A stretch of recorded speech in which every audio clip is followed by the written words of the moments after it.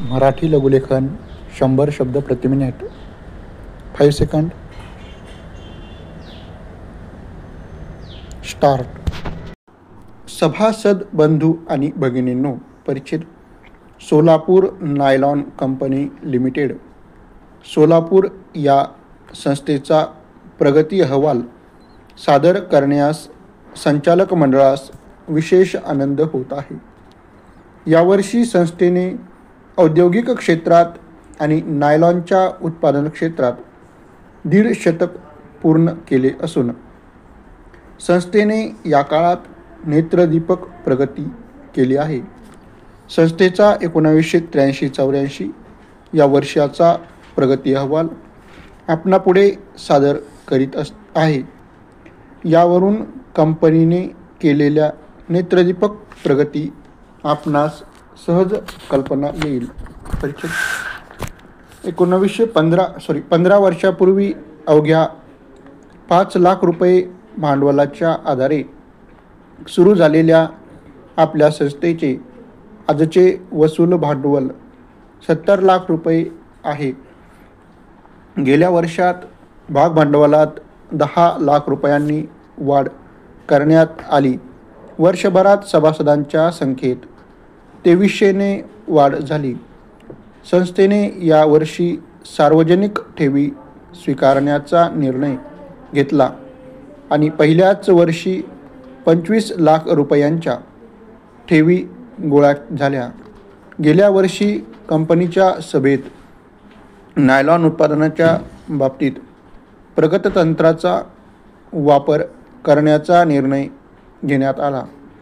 त्यानुसार परदेशातून नवीन यंत्रसामग्री आयात करून त्याचा वापर सुरू झाला.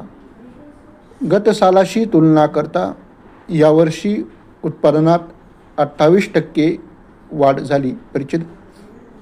यावर्षी 28,000 टन नायलॉनचे सूत, दोर आणि नायलॉनच्या जाळीचे उत्पादन झाले.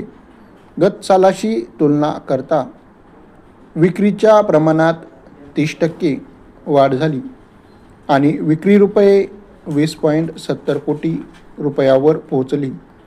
एकूण उलाढालीच्या प्रमाणात 35% वाढ झाली. परिच्छेद.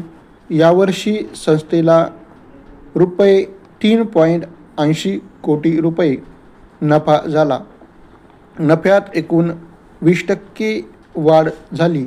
हे संस्थेच्या प्रगतीचे महत्त्वाचे द्योतक होय. परिच्छेद.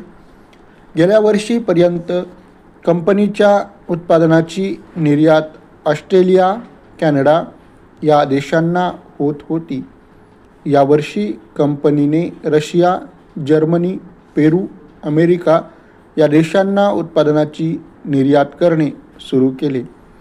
तसेच यावर्षी पेरू देशात नायलॉन उत्पादन निर्मितीचा कारखाना स्थापन करण्याचे टेंडर मिळविले. त्यामुळे एक प्रकारे कंपनीने नायलॉन निर्मिती तंत्राच्या निर्यातीस सुरुवात केली. ही कंपनीच्या प्रगतीतील महत्त्वाची उल्लेखनीय बाब होय. परिच्छेद. शेतीवर किंवा रोजगार हमी योजनेवर काम करणारे मजूर हे धान्य उत्पादक नसल्याने त्यांना योग्य भावात धान्य उपलब्ध करून देणेही आवश्यक आहे. त्यांची मंजुरी पैशाऐवजी धान्य स्वरूपात दिली तर त्यांची ही सोय होऊ शकेल आणि वाढीव किमतीचा परिणामही त्यांना सोसावा लागणार नाही.